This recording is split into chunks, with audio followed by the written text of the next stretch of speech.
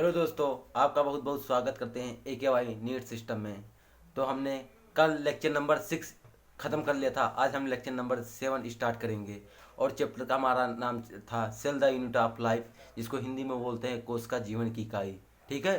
तो हमने कल सेंट्रोसोम एंड सेंट्रियोल स्टार्ट कर दिया था। मैंने थोड़ा सा उसका बेसिक बताया था कि मतलब जो सेंट्रियोल होते हैं वो हमारे सेंट्रोसोम के अंदर रहते हैं। सेंट्रोसोम एमॉर्फस होता है, क्या होता है, ये सब हम पढ़ चुके थे। तो आज हम क्या करेंगे, जो सेंट्रियोल का है वो हम स्ट्रक्चर समझेंगे, उसका एक ट्रांसवर्ड सेक्शन कट करके देखेंगे। ठीक है। तो आज उसका हम ट्रांसवर्ड सेक्शन देखेंगे।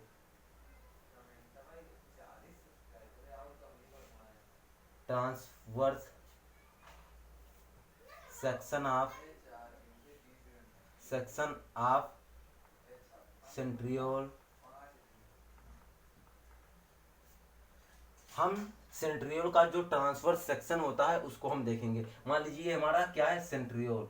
ये हमारा सेंट्रियोल है, ये हमारा सेंट्रियोल है। उसके बीच में जो एंगल होता है वो 90 डिग्री क्या होता है। ठीक है। और ये मान लीजिए ये हमारा क्या मार्कर है, सेंट्रियोल। ये हमारा मार्कर जो है ये सेंट्रियोल है। ये हमारा जो मार्कर दिख रहा है ये हमारा क्या है, सेंट्रियोल है। ये हमारा मार्कर जो दिख रहा है पूरा, ये हमारा सेंट्रियोल है। ठीक है। मान लीजिए मैं इतना ये ट्रांसफर सेक्शन है इसका, मैं इतना पार्ट करके करके इसके अंदर का पार्ट देखूंगा कि इसमें क्या क्या होता है। ठीक है। मान लीजिए मैं इसका इतना पार्ट कट कर लिया, मैं इतना पार्ट कट कर लिया, तो देखिए अब कैसा दिखता है। तो मान लीजिए ये हमारा सेंट्रियोल है, ये कुछ ऐसा दिखेगा। ठीक है, ऐसा ही तो दिखेगा। ये हमारा सेंट्रियोल है। और सेंट्रियोल के बीच में हमारा क्या पाया जाता है, सेंट्रियोल का जब ट्रांसवर्स सेक्शन कट करते हैं तो इसमें हमारा क्या होता है, ये हमारा सेंट्रल हब होता है। ये हमारा क्या होता है, सेंट्रल हब होता है। ये हमारा क्या, सेंट्रल हब। और इसके इसके अगल बगल जो जुड़ी होती है इससे, सेंट्रल हब से हमारी क्या जुड़ी होती हैं, हमारा सेंट्रल हब है। सेंट्रल हब से क्या, 1 2 3 4 5 6 7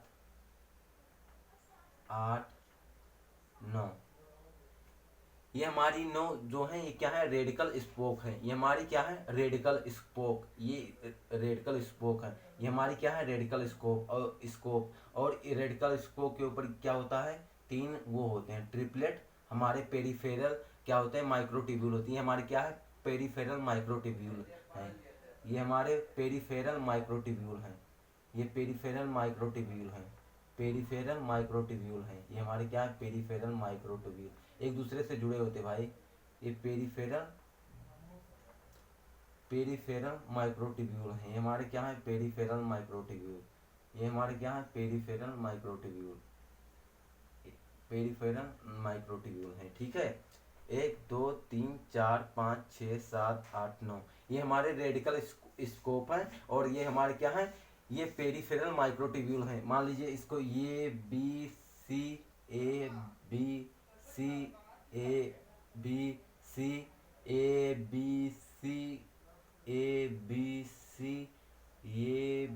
सी ये बी सी, इसको नाम देते हैं ABC, ताकि आपको समझने में आसानी हो। ABC। ठीक है। ये हमारा क्या होगा, ये पेरिफेरल क्या है, माइक्रोट्यूब्यूल है। ये पेरिफेरल माइक्रोट्यूब्यूल है। और ये हमारा रेडिकल स्पोक है। ठीक है। और ये हमारा सेंट्रल हब है। ठीक है। अब जो ये हमारा क्या होता है, पेरीफेरल, इस पेरीफेरल माइक्रोट्यूब्यूल होता है।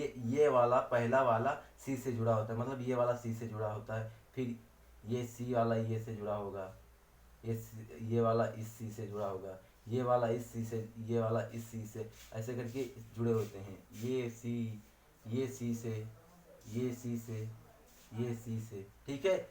ये हमारे माइक्रोट्यूब्यूल जो होते हैं, माइक्रोट्यूब्यूल, ये हमारे क्या है, पेरीफेरल माइक्रोट्यूब्यूल हैं। ये हमारे क्या है, पेरीफेरल माइक्रोट्यूब्यूल हैं। ये पेरीफेरल माइक्रोट्यूब्यूल हैं। ये कितने होते हैं, ये ट्रिपलेट होते हैं भाई। ये हमारे क्या होते हैं, ट्रिपलेट, मतलब 3 होते हैं, ट्रिपलेट होते हैं।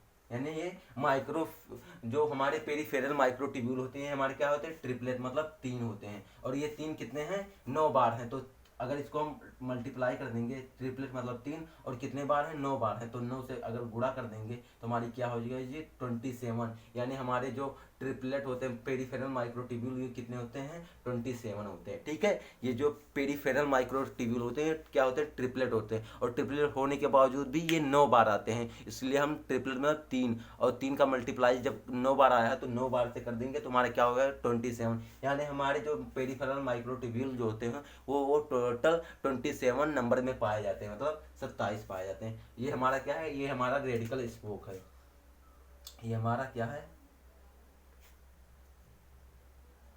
ये रेडिकल स्पोक है। ये कितने नंबर में पाया जाता है, ये 9 नंबर में पाया जाता है, 9। ये हमारा क्या है, रेडिकल स्पोक। कितने रेडिकल स्कोप हैं, 1 2 3 4 5 6 7 8 9, यानी ये हमारे 9 रेडिकल स्पोक होते हैं।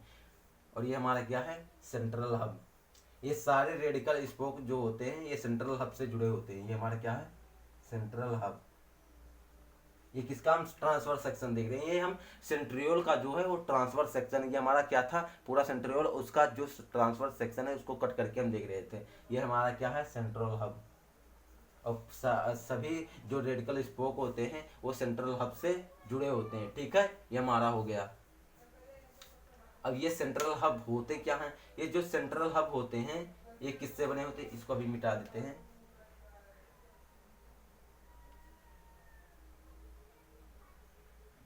रेडिकल स्पोक, इसको हम सेंट्रल हब को यहाँ पर बता देते हैं। 1 2 3 4 5 6 7 8 9, ये तो मैंने समझाने के लिए भाई बनाया था। ठीक है, ये हमारे जो रेडिकल स्पोक थे ये किससे जुड़े होते थे, ये सारे रेडिकल स्पोक किससे जुड़े होते थे, सेंट्रल हब से जुड़े होते थे। तो आप लिख लीजिएगा, ईच कनेक्टेड, मतलब प्रत्येक जो होते हैं किससे कनेक्ट होते हैं, each connected central hub, central hub via, मतलब जो सारे रेडिकल स्पोक होते हैं वो किससे जुड़े होते हैं, सेंट्रल हब से हमारे सारे रेडिकल स्पोक जुड़े होते हैं। और रेडिकल स्पोक कितनी संख्या में होते हैं, 9 संख्या में होते हैं। और ये रेडिकल स्पोक जो होते हैं क्या, इस पे के ऊपर क्या होता है, हमारा माइक्रो पेरिफेरल माइक्रोट्यूब्यूल होता है। ये कितने ट्रिपलेट होते हैं, और ट्रिपलेट होते हैं कितनी बार आते हैं, 9। तो 3 × 9 = 27 हमारे पेरिफेरल माइक्रोट्यूब्यूल होते हैं। ठीक है, ये हमारा क्या है, ये हमारा सेंट्रल हब है। ये हमारा क्या है, ये हमारा सेंट्रल हब है। सेंट्रल हब से ही हमारे क्या रेडिकल स्पोक जुड़े होते हैं, सेंट्रल हब है। ये सेंट्रल हब क्या होता है, ये बने होते हैं किससे, ये प्रोटीन के बने होते हैं। ये कार्ट व्हील, मतलब पहिए की तरह दिखते हैं, कार्ट व्हील। आपने पहिया देखा होगा ना, तो कैसा होता, गोल होता है, उसके और गोल होता है, उसके साथ कैसे तीलियां जुड़ी होती हैं, तीलियां जुड़ी होती हैं। तो तीलियां हमें किसको मान लिया गया है, रेडिकल स्पोक को हमने तीली मान लिया है, और जो है ये हमारा पहिया मान लिया गया है। ये जो चारों ओर की बाउंड्री है इसको मैंने पहिया मान लिया। तो ये किसकी तरह दिख रहा है, कार्ट व्हील की तरह दिख रहा है। कार्ट व्हील मतलब पहिए की तरह दिख रहा है। तो ठीक है, और ये किसका बना होता है, प्रोटीन का बना होता था। तो ये जो सेंट्रल हब है किसका, made up of protein, protein का बना होता है, made up of protein, protein का बना होता है। ठीक है, दूसरा पॉइंट हो जाएगा, लुक लाइक आ, किसकी तरह दिखता है, लुक लाइक आ कार्ट व्हील। व्हील मतलब पहिया, और कार्ट मतलब जो होता है क्या बोलते हैं, तीलियों जैसा, कार्ट व्हील, कार्ट व्हील की तरह दिखता है। और क्या होता है, ये microtubule, not a microtubule, microtubule नहीं है ये, not a microtubule, not a microtubule.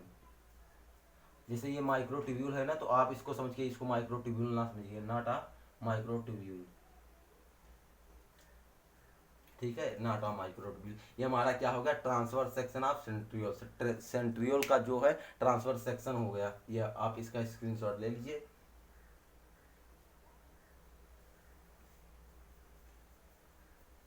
अच्छा, आपको एक बात ये बताऊं कि जो अरेंज ऑफ माइक्रोट्यूब्यूल इन सेंट्राइल में होते हैं वो 9+0 में होते हैं, ये ट्रिपलेट होते हैं। ठीक है, इसको आप लिख लीजिएगा, जो सेंट्रल माइक्रोट्यूब्यूल होते हैं वो एब्सेंट होते हैं, ये सेंट्रल माइक्रोट्यूब्यूल है, ये एब्सेंट होते हैं क्योंकि ये सेंट्रल हब होता है और किससे बना होता है, प्रोटीन से बना होता है, तो इसको 9+0 लिखेंगे। ठीक है, ये क्वेश्चन उठ जाता है नीट में। तो अगर मैं बात करूं अरेंज अरेंज ऑफ माइक्रोट्यूब्यूल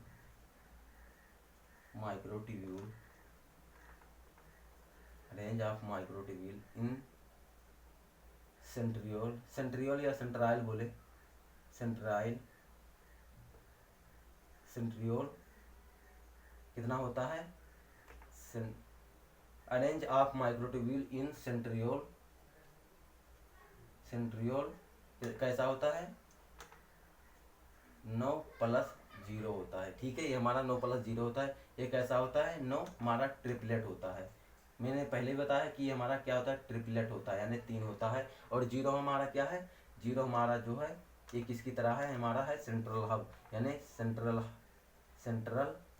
जिसको सेंट्रल माइक्रोट्यूब्यूल बोलते हैं, सेंट्रल माइक्रोट्यूब्यूल बोलते नहीं हैं, सेंट्रल माइक्रोट्यूब्यूल यहाँ पर एब्सेंट होता है, सेंट्रल माइक्रोट्यूब्यूल यहाँ पर क्या होता है, एब्सेंट होता है। ठीक है, जो अरेंज होता है माइक्रोट्यूब्यूल सेंट्रियोल में, वो कैसा होता है, 9+0 होता है। और 9 जो हमारा होता है वो ट्रिपलेट होता है। ये रेडिकल स्पोक जो है ये हमारे क्या है, पेरिफेरल माइक्रोट्यूब्यूल, यही हमारे ट्रिपलेट होते हैं। देख लीजिए 3 के फॉर्म में नहीं पाए जाते, 1 2 3, ये ट्रिपलेट इसी को बोलते हैं। और कितनी बार आए हैं ये तीनों, 9 बार आए हैं, इसलिए इसको ट्रिपलेट बोलते हैं। और कितनी बार आए हैं, 9 बार आए हैं, तो इसलिए हम 9 लिख दिए। और कितने होते हैं, ये 9 सारे होते हैं ट्रिपलेट, इसलिए हम इसको ट्रिपलेट लिख दिए। और ये हमारा क्या, माइक्रोट्यूब्यूल का पार्ट नहीं, इसलिए यहाँ पर माइक्रोट्यूब्यूल जो होता है, पेरिफेरल माइक्रोट्यूब्यूल यहाँ पर एब्सेंट होता है, इसलिए यहाँ पर मैंने 0 लिखा है। ठीक है, 9+0। ठीक है, ये इतना हो गया हमारा ट्रांसफर सेक्शन ऑफ सेंट्रियोल। ठीक है, आप इतना लिख सकते हैं या स्क्रीनशॉट ले लीजिए, कोई भी पॉइंट स्किप नहीं करना है भाई। ये हमारा ट्रांसफर सेक्शन ऑफ सेंट्रियोल का ट्रांसफर सेक्शन भी हो गया। ठीक है, हमारा ट्रांसफर सेक्शन ऑफ सेंट्रियोल का मतलब ट्रांसफर सेक्शन भी हो गया है। अब हम क्या पढ़ेंगे, जो फंक्शन होता है सेंट्रियोल का वो क्या क्या होता है और कैसे होते हैं। तो ये सब मैं मिटा दे रहा हूँ। जिस दर्द से मुँह चुरा, अब क्या देखेंगे, फंक्शन ऑफ सेंट्रियोल वैसे डिवीजन में भी हेल्प करता है, लेकिन इतना हम आगे ही पढ़ेंगे इसको। फंक्शन ऑफ सेंट्रियोल को कार्य क्या है, मतलब ये सीलिया और फ्लैजिला के बेसल बॉडी से बना होता है। ये सब form wise cilia and flagella, basal body जो उसकी बनी होती है सीलिया एंड फ्लैजिला से, तो जिससे ही मूव करता है। ठीक है, ठीक है, ठीक है। और क्या होता है हम लिख देते हैं, 2 पॉइंट है, लिख देते हैं। पहला लिख लीजिए, form basal body cilia and flagella. और एक पॉइंट और लिख लीजिए, फॉर्म स्पिंडल फाइबर भाई जो डीएनए को पकड़ता है, किससे, काइनेटोकोर से अटैच कर लेता है और उसको अपोजिट पोल की ओर खींचता है, वही होता है हमारा स्पिंडल फाइबर। जो डीएनए जो हमारा क्रोमोसोम होता है, क्रोमोसोम में हमारा क्या होता है, काइनेटोकोर होता है, काइनेटोकोर से हमारा स्पिंडल फाइबर अटैच हो जाता है। ठीक है, फॉर्म स्पिंडल फाइबर बना होता है ड्यूरिंग सेल डिवीजन के समय। ठीक है, किस समय ये हेल्प करता है, cell division in animal cell में ही पाया जाता है सेंट्रियोल में, पहले भी बता चुका हूँ, इन एनिमल सेल। ठीक है, सेल डिवीजन में कब हेल्प करता है, एनिमल में सिर्फ पाया जाता है इसका हमारा सेंट्रियोल। और ये कब हेल्प करता है, ड्यूरिंग सेल डिवीजन के समय ये हेल्प करता है। कैसे, क्योंकि जैसे ये हमारा क्या होगा, यह हमारा सेंट्रियोल होगा, मान लीजिए हमारा सेंट्रियोल है, यहाँ पर सेंट्रियोल है हमारा, तो मान लीजिए ऐसा हमारा क्रोमोसोम होगा। ठीक है, ये हमारा क्रोमोसोम है, अभी हम दो ही बना के दिखाते हैं, मतलब दो ही, आप इसको थोड़ा, तो यहाँ से हमारा क्या निकलेगा, फाइबर निकलेगा, स्पिंडल फाइबर, जो इस डीएनए क्रोमोसोम को अटैच करेगा इसके काइनेटोकोर से, यहाँ पर काइनेटोकोर होता है, इससे अटैच करेगा, जिससे अपोजिट पोल पर जाएगा। ठीक है, ठीक है, ठीक है, इतना आप समझ चुके होंगे। अब वो अगर मैं आपसे पूछूं कि ये क्रोमोसोम जो होता है, क्रोमोसोम वो कहाँ पाया जाता है, तो क्रोमोसोम जो हमारा पाया जाता है वो न्यूक्लियस के अंदर पाया जाता है। तो न्यूक्लियस क्या होता है, इसका छोटा छोटा एक दो पॉइंट हम डिस्कस करेंगे, बाकी तो मैं आपको कुछ बताया, कुछ आगे और बताऊंगा, क्योंकि अभी हमारा ये पहला चैप्टर है और अभी हमें पूरा बायोलॉजी पढ़ना है। तो ठीक है, ये हमारा क्या है, न्यूक्लियस में हमारा क्रोमोसोम पाया था। तो न्यूक्लियस क्या है, न्यूक्लियस जो है पूरे बॉडी के जो सेल होते हैं उसको नियंत्रित करता है, मतलब उसको डायरेक्टर ऑफ सेल कहते हैं। मतलब आप जब देखते होंगे, जब फिल्म विल्म की कोई शूटिंग होती है तो डायरेक्टर ही सारे मैनेजमेंट को देखता है, मतलब कौन सा सीन कब करना है, वो मतलब अपने हिसाब से ही पूरे मैनेजमेंट को संभालता है। मतलब कह सकते हैं जैसे यहाँ पर भी सेल का जो मैनेजमेंट है, पूरे सेल का मैनेजमेंट वो न्यूक्लियस ही संभालता है। ठीक है, और न्यूक्लियस को इसलिए हम डायरेक्टर ऑफ सेल भी बोलते हैं, डायरेक्टर ऑफ सेल बोल दीजिए या कंट्रोलर ऑफ सेल बोल दीजिए। तो न्यूक्लियस, न्यूक्लियस को हम क्या बोलेंगे, डायरेक्टर या कंट्रोलर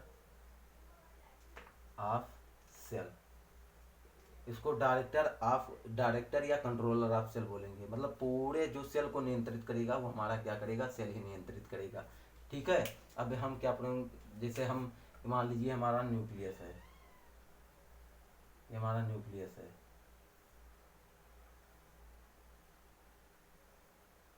ठीक है,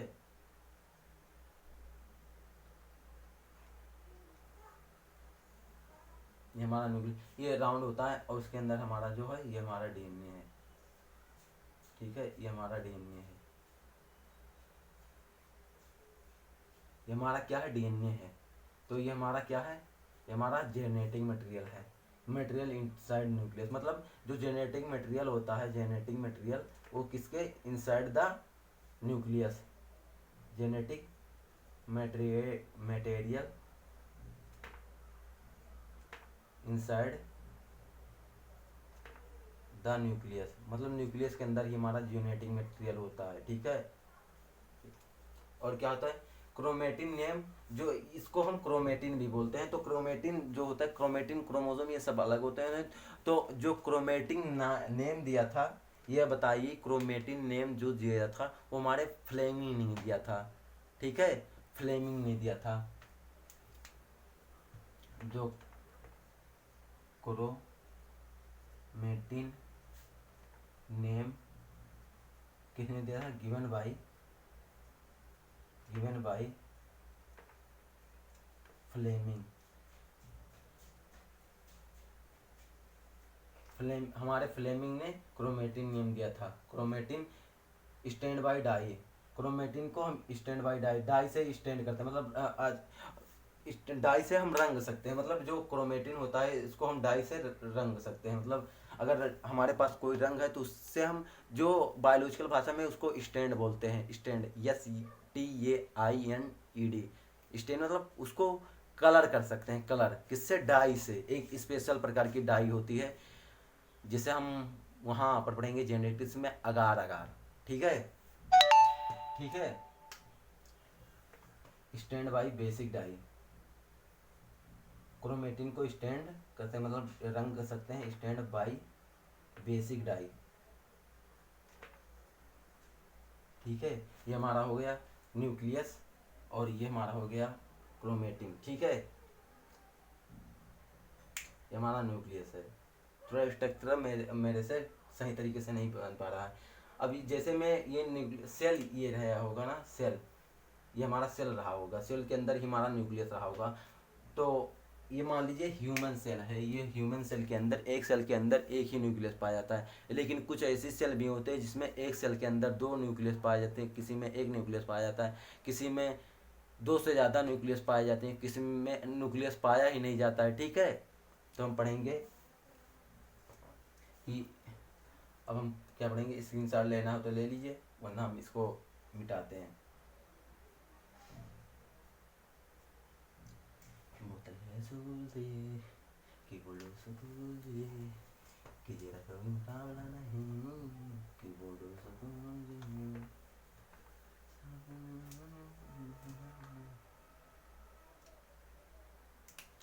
अब हम क्या लिखेंगे, कितने नंबर, कितने सेल, अरे कितने न्यूक्लियस होते हैं, कितने नंबर ऑफ सेल में, तो नंबर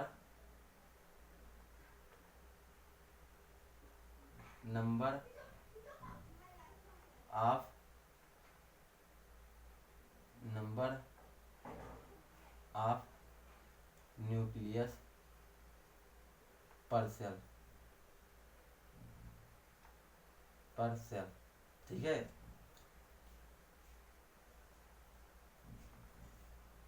वन न्यूक्लियस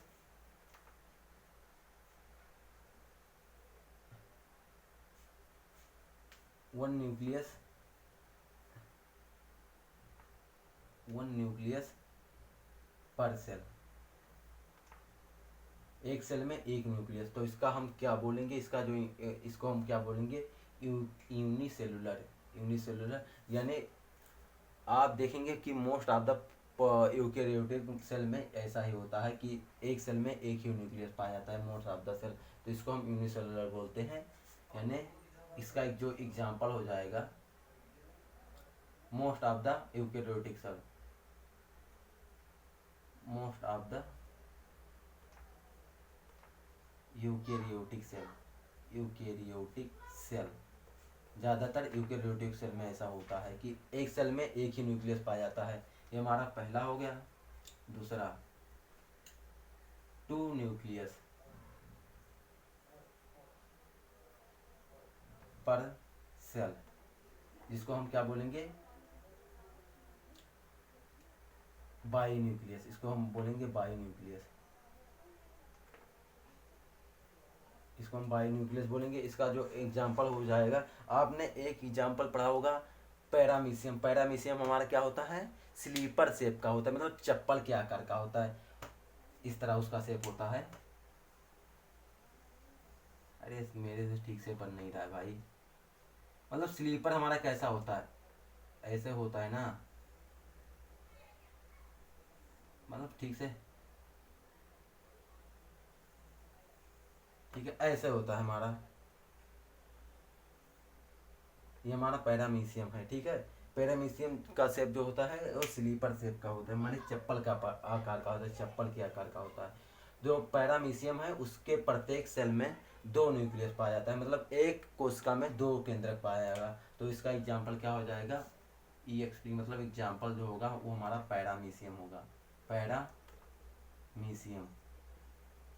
ठीक है, अब तीसरा लिखेंगे कि more than one nucleus, more than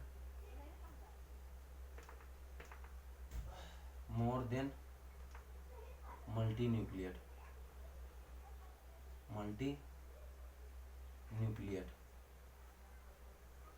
ठीक है। इसका एग्जाम्पल हो जाएगा जो आपने स्केलेटल जो पढ़ा था, मसल फाइबर पढ़े था, वही हमारा इसका एग्जाम्पल हो जाएगा। ठीक है, इसका एग्जाम्पल जो होगा स्केलेटल मसल फाइबर में जो होता है वो बहुत सारे, उसमें बहुत सारे न्यूक्लियस पाए जाते हैं। मसल फाइबर, जो स्केलेटल मसल फाइबर होता है उसमें काफ़ी न्यूक्लियस पाए जाते हैं, बहुत ज़्यादा न्यूक्लियस पाए जाते हैं। और हमारा जो चौथा होगा क्या, जिसमें न्यूक्लियस एब्सेंट होगा, न्यूक्लियस जिसमें होगा एब्सेंट, न्यूक्लियस एब्सेंट। इसके 2-3 एग्जाम्पल हैं, लेकिन आप बेसिकली अभी यहाँ पर एक ही लिख लीजिए, जो हमारा मेच्योर आरबीसी होगा। ठीक है, मेच्योर आरबीसी में न्यूक्लियस नहीं पाया जाता है, लेकिन जब नई आरबीसी बनती है, जब न्यू आरबीसी फॉर्म होती है तो उसमें न्यूक्लियस प्रेजेंट होता है। लेकिन आप बोलेंगे सर भैया न्यूक्लियस नई आरबीसी में प्रेजेंट होता है, जो क्या बोलते हैं मेच्योर आरबीसी होते हैं, मतलब जब परिपक्व हो जाती है तो उसमें न्यूक्लियस खत्म हो जाता है, ऐसा क्यों? जब न्यू आरबीसी बनती है तो वो कैसी होती है, ऐसे होती है ना, लेकिन मेच्योर आरबीसी हमारी ऐसी होती है, डिस्क शेप की होती है। अब आप इसमें कंपेयर करिए कि हमें जो है आरबीसी आरबीसी क्या करती है, वो हमारी जो ब्लड होती है उसको लाल बनाती है।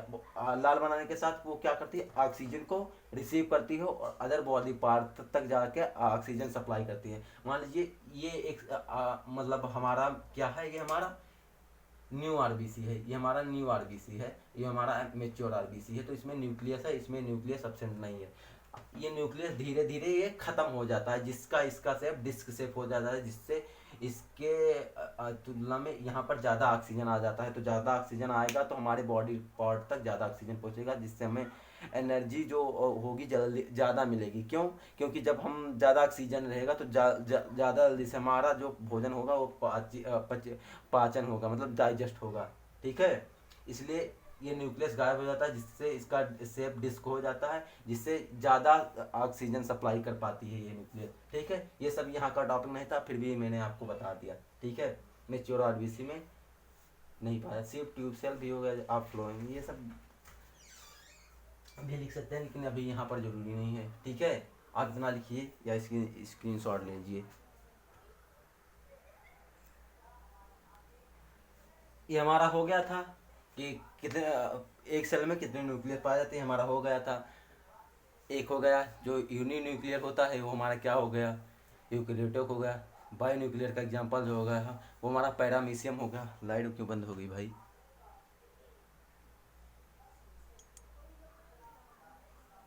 बैटरी लो हो गई, जल्दी से क्लास ख़त्म करते हैं भाई। बायो न्यूक्लियर का जो एग्जांपल हो गया वो पैरामीशियम हो गया। जो एक सेल में बहुत सारे न्यूक्लियस पाए हैं उसका एग्जांपल स्केलेटल मसल फाइबर हो गया। मेच्योर आरबीसी में नहीं पाए जाते हैं, न्यूक्लियस एब्सेंट होते हैं। सिप्यूल सेल भी हो गया, उसमें भी न्यूक्लियस एब्सेंट होते हैं। बाकी क्या होता है भाई ये सब पढ़ेंगे। अब स्ट्रक्चर आप न्यूक्लियस का जो होते हैं स्ट्रक्चर देख लेते हैं, कैसा होता है न्यूक्लियस का स्ट्रक्चर। स्ट्रक्चर ऑफ न्यूक्लियस, केंद्रक का स्ट्रक्चर, मतलब न्यूक्लियस का स्ट्रक्चर कैसा होता है।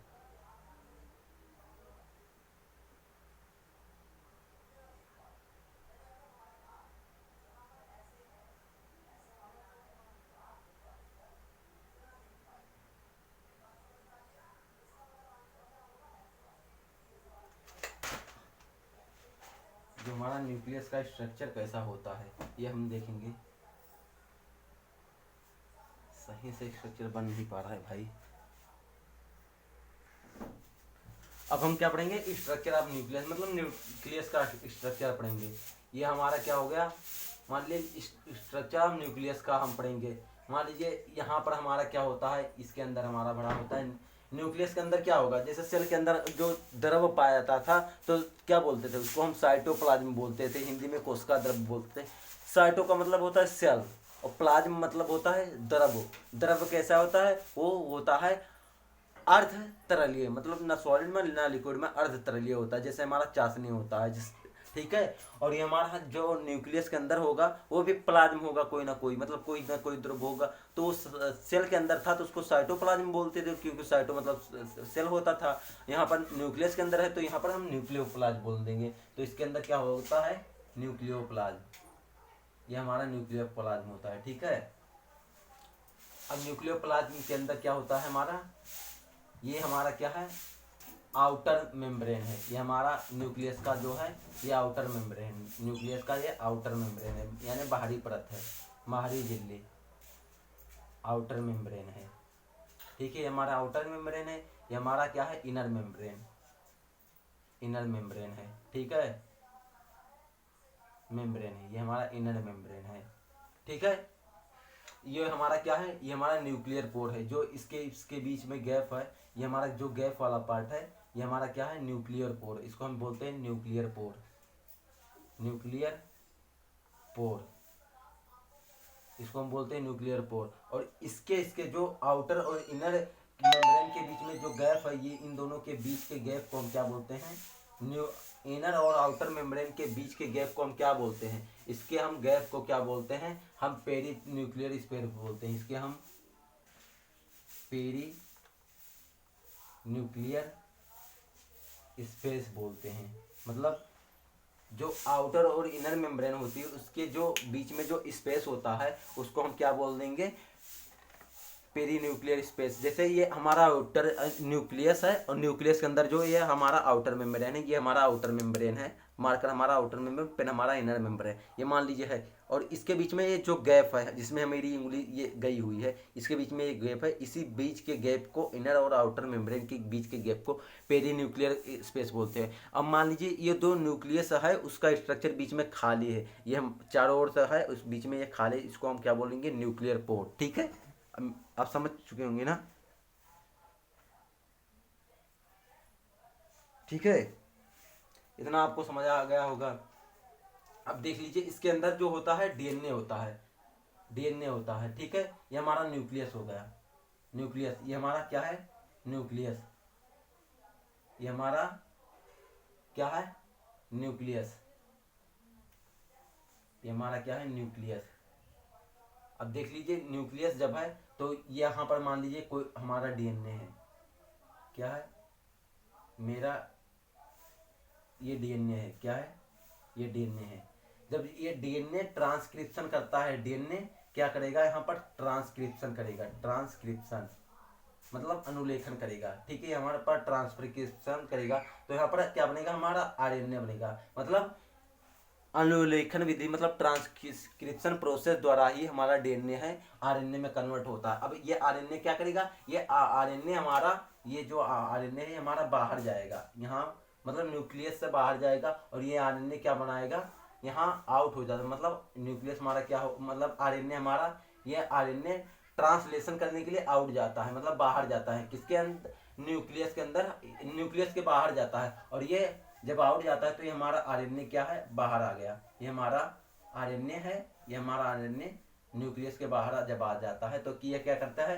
ट्रांसलेशन करता है। ये ट्रांसलेशन करता है, यहाँ ट्रांसलेशन करता है, ट्रांसलेशन। ठीक है, माने अनुवादन करता है। तो ट्रांसलेशन करके ये हमारा क्या बनाता है? प्रोटीन बनाता है। ये हमारा क्या हो गया? प्रोटीन बनाता है। फिर ये प्रोटीन बाहर बन के ही तब सेल के मतलब यहाँ पर अंदर आता है। ठीक है, ये हमारा प्रोटीन बाहर बनता है उसके बाद अंदर आता है। और ये ट्रांसलेशन प्रक्रिया जो होती है ये आउट होती है। ठीक है, ये हमारा हो गया।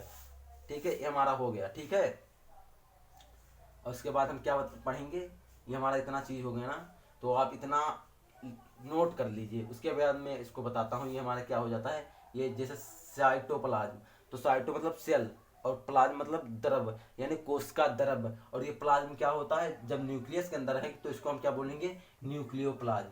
ये हमारा हो गया न्यूक्लियोप्लाज्म। न्यूक्लियोप्लाज्म यानी केंद्रक द्रव, न्यूक्लियोप्लाज्म, ये हमारा न्यूक्लियोप्लाज्म हो गया। तो आप इसका स्क्रीनशॉट ले लीजिए, उसके बाद हम बनाते हैं। ठीक है, ये प्रोटीन पार्टिकल यहाँ पर आ जाते हैं। ठीक है, बनते आउट हैं लेकिन बनकर अंदर आ जाते हैं न्यूक्लियस के। इतना आप लिख लीजिए, उसके बाद हम पढ़ाते हैं कि पेरी न्यूक्लियर स्पेस क्या होता है। ये जो पेरी न्यूक्लियर स्पेस है इसमें कुछ खास नहीं है, 10 से 50 नैनोमीटर का होता है। Barrier between material outside inside, मतलब दोनों के बीच इनसाइड और आउटर साइड का बैरियर है। ये सब है और क्या है? इतना हो गया। जो भाई ये पेरी न्यूक्लियर स्पेस है ये हमारा 10 से 50 नैनोमीटर का होता है। और क्या होता है? ये 10 से 50 नैनोमीटर का होता है। और ये बैरियर है किसके? Between material outside and inside, मतलब इनसाइड और आउटसाइड के बैरियर का मटेरियल है। ठीक है, क्या? Perinuclear space. तो हम डाल देंगे हेडिंग पेरी न्यूक्लियर स्पेस ना। ये क्या होता है?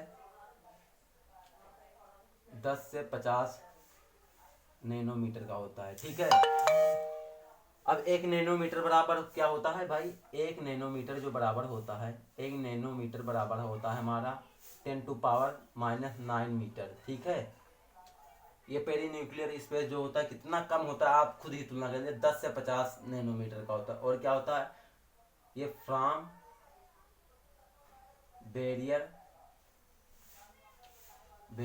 Between material outside and inside, मतलब जो आउटसाइड इनसाइड का मटेरियल होता है उसका बैरियर होता है, material outside and inside, outside and inside, ठीक है। अब हम पढ़ लेते हैं न्यूक्लियस का। न्यूक्लियस में भी कुछ नहीं है रखेंगे भाई, सारा मैंने बता दिया, वरना रहने दीजिए। ये भाई न्यूक्लियस जो होता है वो नॉन मेम्ब्रेनस होता है भाई, न्यूक्लियो एंड न्यूक्लियोप्लाज्मा कंटिन्यू, ये सब को लिखने की जरूरत नहीं है। न्यूक्लियर पोर लिख लीजिए। न्यूक्लियर पोर क्या था, जब दोनों न्यूक्लियस जो बना था, मैंने स्ट्रक्चर ऐसे बनाया था और ये ऐसे बनाया था न्यूक्लियस, तो इसके बीच में तो था, यही तो हमारा न्यूक्लियर पोर था, यही हमारा न्यूक्लियर पोर था। तो न्यूक्लियर पोर के बारे में लिख लीजिए, form by fusion of both membrane, यानी मतलब दोनों मेम्ब्रेन के जो बीच में गैप था वही हमारा न्यूक्लियर पोर था। हेडिंग डाल दीजिए न्यूक्लियर पोर, न्यूक्लियर पोर। ये हमारा न्यूक्लियर पोर था, क्या था, जब जो न्यूक्लियस के दोनों मेम्ब्रेन का जो बीच में गैप था, जैसे ही हमारा न्यूक्लियस से दोनों जब जुड़ने जाते हैं तो बीच में जो गैप रहता है उसी को हम न्यूक्लियर पोर बोल देते हैं, मेम्ब्रेन के बीच के गैप को ही न्यूक्लियर पोर बोलते हैं, ठीक है।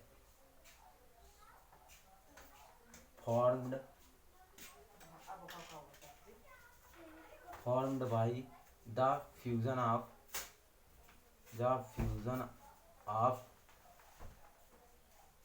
बोथ द मेम्ब्रेन,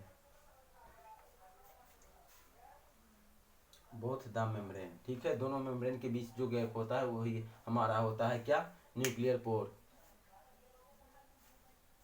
अब जो हम बताएं कि जो ह्यूमन डीएनए होता है, ह्यूमन डीएनए जो होता है, जो डीएनए होता है, डीएनए की जो लेंथ होती है ह्यूमन के, वो कितनी होती है, 2.2 मीटर। ये ह्यूमन डीएनए की लेंथ होती है 2.2 मीटर। अब बताइए कि हमारे सेल के अंदर एक ही न्यूक्लियस है, मतलब एक सेल में केवल एक ही न्यूक्लियस है, ठीक है। और जो हमारे अंदर डीएनए पाया जाता है वो 2.2 मीटर, मतलब आप समझ सकते हैं 1 फुट कितना होता है, 12 इंच। अब सोच लीजिए कि 3.3 इंच में हमारा 1 मीटर होता है, मतलब 100 सेंटीमीटर बराबर 1 मीटर, और 2.2 मीटर होता है मतलब 220 सेंटीमीटर। आप सोच लिए आप 220 सेंटीमीटर कितना बड़ा हो गया। तो अब बताइए एक सेल हमारा कितना छोटा होता है, बहुत छोटा होता है ना, उसमें 2.2 मीटर का डीएनए कैसे होता होगा, आप ये बताइए। अब यहाँ हम बॉयज और गर्ल कर लेते हैं। जैसा हम लोग जो रहते हैं भाई, बॉयज और गर्ल दोनों बाहर रह के पढ़ाई करते हैं। जो लड़कियाँ होती हैं वो कहा जाता है कि मतलब ऐसा कोई बात नहीं है, कहा जाता है कि जो अपना सामान होता है बहुत व्यवस्थित तरीके से रखती हैं, और जो लड़के होते हैं वो भी रखते हैं लेकिन वो उतना नहीं रखते हैं, ठीक है। अब अगर मैं बात करूँ कि इतना बड़ा बैग है, मान लीजिए एक बैग है और उसमें 5 जोड़ी कपड़े रखने हैं, तो उसमें ज़्यादा अच्छे तरीके से क्या रखती हैं, लड़कियां रखती हैं। तो वो रखेंगी तो आराम से रख देंगी, हो सकता है कुछ गैप भी बच जाए, कुछ और सामान भी ऐड कर। जब लड़के होते हैं वो ऐसे ठूस देते हैं भाई, ठूस ले, उसमें रख देते हैं, उसमें 2-3 जोड़ी बहुत वैसे आती हैं और उसमें अलग अलग क्रीच बन जाता है भाई। तो कहने का मतलब ये है कि अगर सिस्टमेटिक तरीके से रखें तो भाई हम आराम से किसी चीज़ को पर्याप्त जगह में रख सकते हैं, मेरे कहने का मतलब ये है। तो आप इतनी छोटी जिसको हम नंगी आंखों से देख भी नहीं सकते, उसमें 2.2 मीटर का डीएनए कैसे फिट होता है। तो हमारे सेल के अंदर एक प्रोटीन होता है जिसको बोलते हैं हिस्टोन प्रोटीन। इसका डुप्लीकेशन हम cell cycle and cell division में पढ़ेंगे। शायद हिस्टोन प्रोटीन का जो डुप्लीकेशन होता था वो शायद यस फेज या शायद G2 फेज में होता था, आई गेस यस फेज, शायद मुझे कंफर्म याद नहीं है। तो यस फेज में होता था उसका डुप्लीकेशन, किसका, हमारे जो हिस्टोन प्रोटीन है। हिस्टोन प्रोटीन के ऊपर ही, मान लीजिए हमारा हिस्टोन प्रोटीन हो वो गोल होता है, हिस्टोन प्रोटीन के ऊपर ही हमारा डीएनए लपेटा रहता है, इसीलिए हमारा 2.2 मीटर का डीएनए हिस्टोन प्रोटीन के ऊपर लपेटा रहता है। तो सिस्टमेटिक तरीके से लपेट रहा है, जिससे छोटे से सेल में ये हमारा डीएनए पैक्ड हो जाता है, ठीक है, ठीक है। तो नोट करके एक पॉइंट लिखिएगा, note cells in which more protein are formed, तो आप इसका आंसर लिखिएगा। ठीक है, large size and more number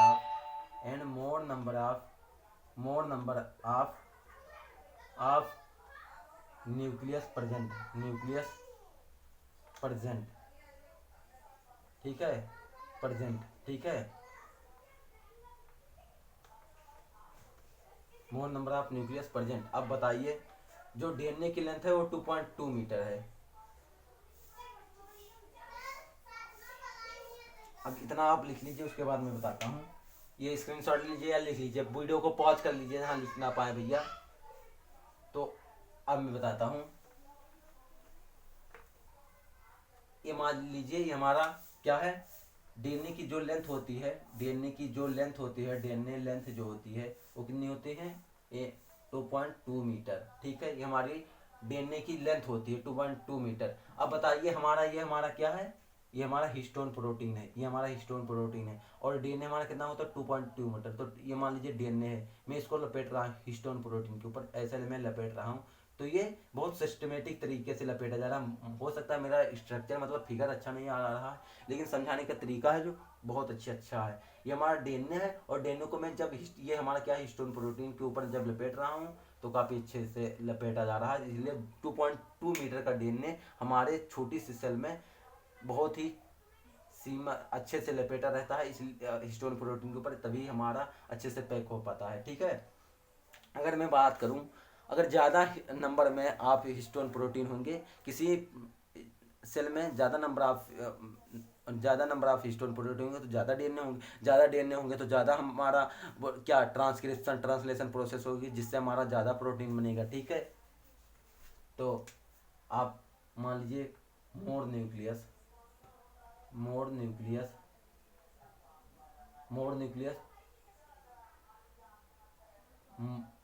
more RNA form. ज़्यादा न्यूक्लियस रहेगा तो ज़्यादा आरएनए बनेंगे, तो ज़्यादा नंबर में क्या बनेंगे, protein. More protein are formed. ठीक है, और प्रोटीन की फैक्ट्री किसे बोल देते हैं हम, राइबोसोम को प्रोटीन की फैक्ट्री बोल देते थे। Ribosome is a factory of protein. ठीक है, ये हमारी प्रोटीन की फैक्ट्री कहलाती है। ठीक है, ये आप लिख लीजिए। बस थोड़ा सा और बचा है, उसके बाद हमारा ये चैप्टर कंप्लीट पूरी तरीके से हो जाएगा। ठीक है, मुश्किल से आपका 5 से 10 मिनट और लेंगे, और इसमें आपका पूरा चैप्टर ये cell the unit of life complete हो जाए। उसके बाद हम स्टार्ट करेंगे सेल साइकिल, सेल डिवीजन। इसको आप उतार लीजिए, स्क्रीनशॉट भी ले लीजिए। अब इसको हम मिटा देते हैं भाई। अच्छा, मान लीजिए कि जब सेल डिवाइड ही ना करे तब क्या होगा, तो जब सेल डिवाइड नहीं करेगी तो मटेरियल जो हमारा होगा वो न्यूक्लियस के अंदर भरता ही जाएगा, और क्या हाईली एक्सटेंडेड फॉर्म में रहेगी। ठीक है, तो हम एक पॉइंट डाल देंगे, न्यूक्लियस व्हेन सेल नॉट, मतलब जब सेल डिवाइड ही ना करे तब क्या होगा, तो सेल डिवाइड ना करे तब जो हमारा मटेरियल होगा इनसाइड मेम्ब्रेन, मतलब मेम्ब्रेन के न्यूक्लियस के अंदर जो इनसाइड मटेरियल जो होगा न्यूक्लियस के अंदर, वो कैसा हो, हाईली एक्सटेंडेड फॉर्म में पाया जाता है। मतलब हाईली एक्सटेंडेड, मतलब इसको हिंदी में क्या बोलते हैं, मतलब हाईली मतलब ज़्यादा एक्सटेंडेड, मतलब शायद इसका हिंदी मतलब मैं एक्सटेंडेड फॉर्म में हाईली एक्सटेंडेड फॉर्म में पाया जाता है, जब हमारा क्या डिवाइड नहीं करता, सेल डिवाइड नहीं करता है। तो अब क्या होता है, इसके अंदर हमारा क्रोमेटिन होता है, क्रोमेटिन हमारा प्रोटीन है। अभी हम बताएंगे क्रोमेटिन क्या है। ठीक है, तो क्रोमोसोम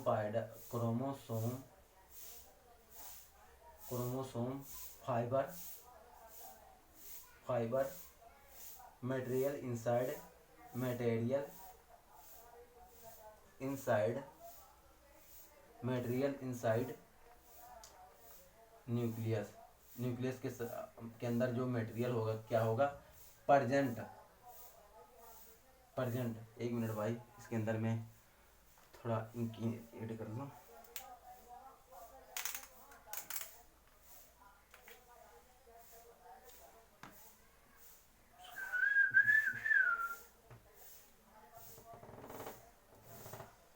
बहुत गर्मी है भाई, बहुत गर्मी है यार।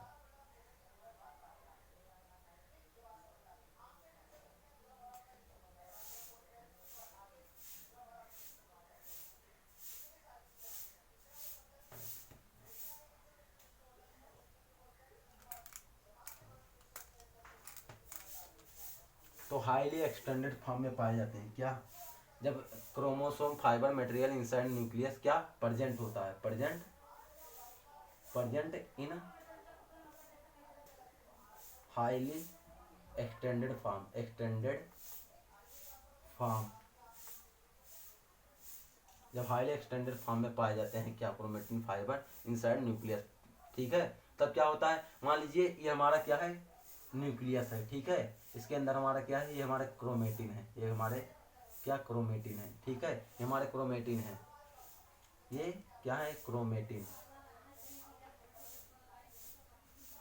क्रोमेटिन, ये क्रोमेटिन। हमारा क्रोमेटिन किससे बना होता है, प्रोटीन से बना होता है। क्रोमेटिन मेड बना होता है किससे, मेड बाय प्रोटीन। प्रोटीन से हमारा क्या बना होता है, प्रोटीन से हमारा क्रोमेटिन बनाता है। और ये जो इसमें न्यूक्लियो प्रोटीन होता है, तो इसमें न्यूक्लियो कौन से प्रोटीन से बना होता है, न्यूक्लियो प्रोटीन से बना होता है। न्यूक्लियो प्रोटीन से बना होता है क्या, जो क्रोमेटिन होता है वो प्रोटीन से बना होता है। और कौन सा प्रोटीन, न्यूक्लियो प्रोटीन से बना होता है हमारा क्रोमेटिन। अब इसका न्यूक्लियो का मतलब क्या होता है, जो न्यूक्लियो का मतलब होता है वो हमारा क्या होता है, न्यूक्लिक एसिड। हमारा न्यूक्लियो का मतलब होता है nucleic acid, nucleic acid. Nucleo का मतलब होता है हमारा न्यूक्लिक एसिड। और प्रोटीन हमारे क्या होते हैं, एक होते हैं हिस्टोन प्रोटीन, एक होते हैं नॉन हिस्टोन प्रोटीन। प्रोटीन हमारे कौन कौन से होते हैं, जो सेल के अंदर न्यूक्लियस पाया, न्यूक्लियस के अंदर हमारा जो क्रोमोसोम पाया जाता है वो लपेटा होता है हिस्टोन प्रोटीन के ऊपर। तो हमारा ये जो प्रोटीन है कौन सा प्रोटीन होता है, हिस्टोन प्रोटीन होते हैं और नॉन हिस्टोन प्रोटीन होते हैं। तो नॉन हिस्टोन भी होते हैं, नॉन हिस्टोन, नॉन हिस्टोन भी होते हैं, हिस्टोन नॉन हिस्टोन। ये हमारे न्यूक्लिक एसिड, न्यूक्लियो मतलब क्रोमेटिन किससे बना होता है, प्रोटीन से बना होता है। प्रोटीन हमारा कौन सा होता है, न्यूक्लियो प्रोटीन होता है। न्यूक्लियो प्रोटीन का जब अंदर से हम वर्णन करेंगे तो न्यूक्लियो का मतलब क्या होता है, न्यूक्लियो का मतलब हमारा न्यूक्लिक एसिड होता है। प्रोटीन का मतलब हमारा क्या होता है, हिस्टोन प्रोटीन भी होता है, नॉन हिस्टोन प्रोटीन भी होते हैं। अब ये न्यूक्लिक एसिड कौन कौन से होते हैं, न्यूक्लिक एसिड हमारे दो प्रकार के होते हैं। एक हमारा होता है डीएनए होता है, एक हमारा क्या होता है, आरएनए होता है। ठीक है, मैं यही आपको समझाना चाहता था। ठीक है,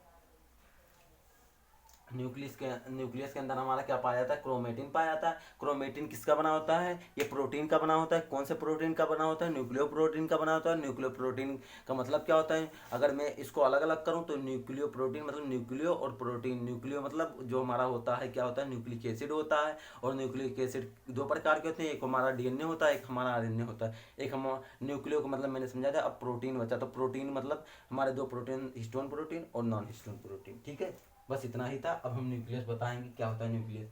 फिर मतलब डिवाइडिंग होता है, मतलब जो न्यूक्लियस होता है इसके दो तीन पॉइंट हैं, इसके मैं लिख देता हूँ। वैसे तो कोई ज़रूरी नहीं भाई, इतना तो आपको आता होगा। Nucleus, when cell is dividing, जब सेल डिवाइडिंग करती है, व्हेन सेल इज डिवाइडिंग, तो क्या होता है, इन place of, in place of, in place of,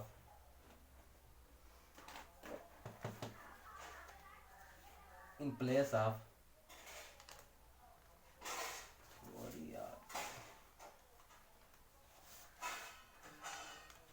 in place of क्या बोलते हैं, in place of nucleus, nucleus chromosome are are seen. जब न्यूक्लियस मतलब क्या न्यूक्लियस वन सेल जब डिवाइड करते हैं तो न्यूक्लियस के अंदर जो हमारा क्रोमोसोम होता है वो दिखाई देता है, किसमें, मेटाफेज में बहुत अच्छी तरीके से दिखाई देता है। ये सब हम क्या सेल साइकिल सेल डिवीजन में पढ़ेंगे। क्रोमोसोम आर सीन, ठीक है। हमारा एक पॉइंट ये हो गया। दूसरा पॉइंट आप लिखेंगे chromatin fibre, chromatin fibre, chromatin fibre, chromatin fibre get condense. Condense मतलब जैसे ये है, इसमें अगर फ्लूइड कोई प्लाज्मा मतलब द्रव भर जाए तो ये ठीक से दिखे ना, उसी को कहेंगे कंडेंस फॉर्म। तो condense and form a compact structure,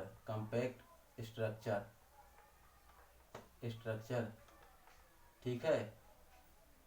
compact structure बनाते हैं। जब कंडेंस फॉर्म में क्या हो जाते हैं, क्रोमेटिन कंडेंस फॉर्म में हो जाते हैं तो एक स्ट्रक्चर बनाते हैं, ठीक है।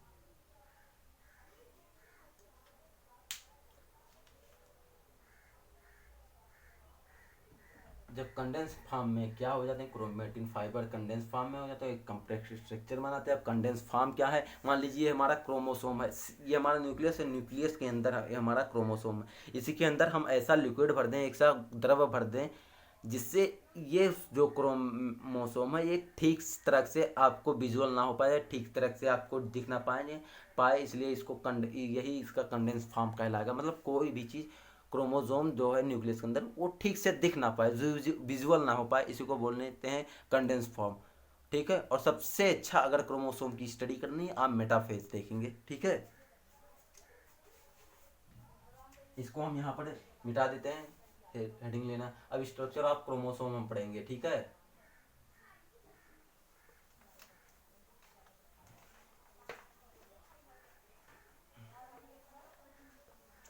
अगर हम क्रोमोसोम का स्ट्रक्चर बना दें भाई, क्या बोलते हैं भाई, ये नोट क्यों गिर रहा है भाई।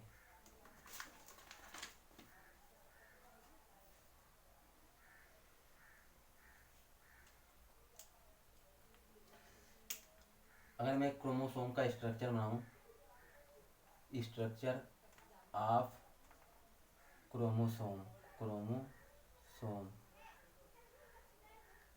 इसकी जो क्रोमोसोम की अगर बेस्ट स्ट्रक्चर आपको दिखना तो आप मेटाफेज में जाएंगे। क्या, metaphase, prophase, metaphase, anaphase, telophase, ये सब होते हैं मेटाफेज, ठीक है। मैं क्रोमोसोम बना दे रहा हूं, ठीक है। ये हमारा क्या है, क्रोमोसोम। ये बीच वाला जो यहाँ पर एक दूसरे को कट करती हैं, ये हमारा बीच वाला क्या कहलाएगा, ये हमारा सेंट्रोसोम होता है, ये हमारा सेंट्रोसोम होता है, ये हमारा सेंट्रोसोम होता है। और सेंट्रोसोम के ऊपर ही क्या होता है हमारा, ये काइनेटोकोर होता है। ये हमारा क्या है, काइनेटोकोर। काइनेटोकोर से ही स्पिंडल फाइबर अटैच होते हैं सेल्स डिवीजन के समय। काइनेटोकोर है, ये हमारा काइनेटोकोर है, ठीक है। ये हमारा काइनेटोकोर है। जब सेल डिवीजन होता है तो स्पिंडल फाइबर इसी काइनेटोकोर से आकर अपोजिट पोल से अटैच हो जाते हैं, ठीक है। ये हमारा काइनेटोकोर हो गया। ये हमारा क्या हो गया, ये हमारा टीलोमियर वाला पार्ट हो गया, ये टीलोमियर है, ये टीलोमियर है। और काइनेटोकोर कैसा दिख रहा है, ये डिश शेप का नहीं दिख रहा है, ये काइनेटोकोर है, ये हमारा डिश शेप का है। स्ट्रक्चर प्रोटीन की बनी होते हैं, side of protein spindle fibre, ठीक है। तो काइनेटोकोर डिश शेप का दिख रहा है। तो काइनेटोकोर जो होता है ये लिख लेंगे, डिश शेप स्ट्रक्चर है, dish shape structure of protein, protein का बना होता है, protein site of spindle fibre, spindle fibre, ये हो गया।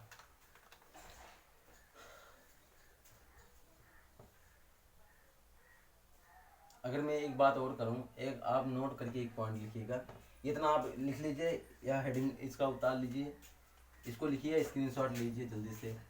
थोड़ा सा 2 मिनट का टॉपिक और रह गया है, उसके बाद हम ये क्लास यहीं तक रखेंगे। यही सेम चीज़ बनाएंगे। अब सैटेलाइट DNA भी पढ़ेंगे, तो सैटेलाइट DNA और बाद में पढ़ेंगे। ये मान लीजिए, नोट करके एक पॉइंट लिखिए, note in some one two centriction is present is also present and satellite called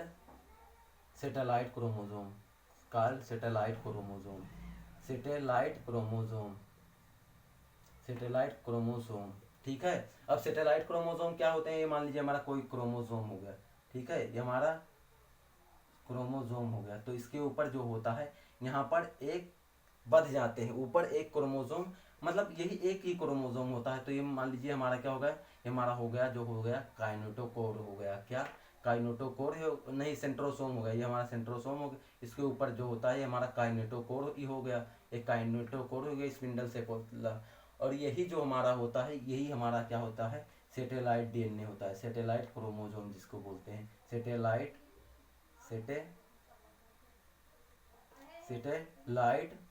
chromosome इसी को बोलेंगे। ठीक है, ये हमारा सैटेलाइट क्रोमोसोम हो गया। और सैटेलाइट क्रोमोसोम कौन कौन से होते हैं, ये हमारा होता है 13, 14, 15 और शायद 20, 21 होता है। यही नंबर वाला हमारा क्रोमोसोम होता है। कितने नंबर क्रोमोसोम पाए जाते हैं, 23 पेड़, यानी 46 जोड़ी गुणसूत्र पाए जाते हैं। ठीक है, नहीं 46 जोड़ी नहीं, 23 जोड़ी, मतलब 46 नंबर में होते हैं, 23 जोड़ी होते हैं। ठीक है, तो ये क्या होते हैं, सैटेलाइट क्रोमोसोम कौन कौन से होते हैं, एक हमारा 13 नंबर का होता है, 13, 14 नंबर, 15 नंबर, एक होता है 20 नंबर, एक 21 नंबर होता है। ये हमारा सैटेलाइट क्रोमोसोम होता है। और ये सैटेलाइट क्रोमोसोम क्या है होते हैं, इसको हम आगे डिटेल में पढ़ेंगे। वैसे एक चीज़ लिख सकते हैं कि मतलब ये डाई से कलर नहीं होते हैं, मतलब नॉट स्टैंड बाई डाई। ये सैटेलाइट जो क्रोमोसोम होगा, नॉट स्टैंड बाई डाई। ठीक है, ये हमारा चैप्टर कंप्लीट हो गया। ठीक है, ये हमारा चैप्टर क्या हो गया, कंप्लीट हो गया, चैप्टर कंप्लीट। ठीक है, चैप्टर हमारा कंप्लीट हो गया भाई। तो ठीक है, ये हमारा चैप्टर कंप्लीट हो गया है। ये हमारा cell the unit of life chapter complete हो गया। स्ट्रक्चर ऑफ क्रोमोसोम को मैंने स्ट्रक्चर देखा, क्रोमेटिन क्या होते हैं, सैटेलाइट क्रोमोसोम क्या होते हैं, ये सब तो आगे डिटेल में पढ़ेंगे। सैटेलाइट क्रोमोसोम जैसे 13, 14, 15 नंबर वाला और 20, 21 नंबर वाला हमारा क्रोमोसोम होता है। और ये डाई से स्टैंड नहीं होता, मतलब अगर डाई इसमें रंग डालेंगे तो ये कलर नहीं होगा। ठीक है, कहने का मतलब ये है। तो आज हमारा cell the unit of life का चैप्टर पूरा कंप्लीट तरीके से ख़त्म होगा। ये मेरे नीट लेवल का है। ठीक है भाई, आज की क्लास यहीं तक रखते हैं। हो सकता है कल से मैं स्टार्ट करूँ cell cycle and cell division. तो आपको अगर ये चैप्टर पढ़ने में मज़ा आया हो, लगता है कि अच्छा पढ़ा रहे हैं भैया, अच्छा सीखने को मिल रहा है, जिससे मैं आने वाले किसी भी चैप्टर, किसी भी मतलब एग्ज़ाम में जो हमारा बायो होगा, ये क्वेश्चन इससे आउट नहीं जाएगा। तो आप पढ़ते रहिए। ये 11, 12 और अदर कॉम्पिटिटिव एग्ज़ाम के लिए भी सफिशिएंट है। ठीक है, नीट के लिए मस्ट ज़रूरत है। तो आज की क्लास यहीं तक रखते हैं। आशा कर रहा हूँ कि आपको ये क्लास अच्छी तरीके से समझ में आ रही होंगी। Thank you very much. जय हिंद।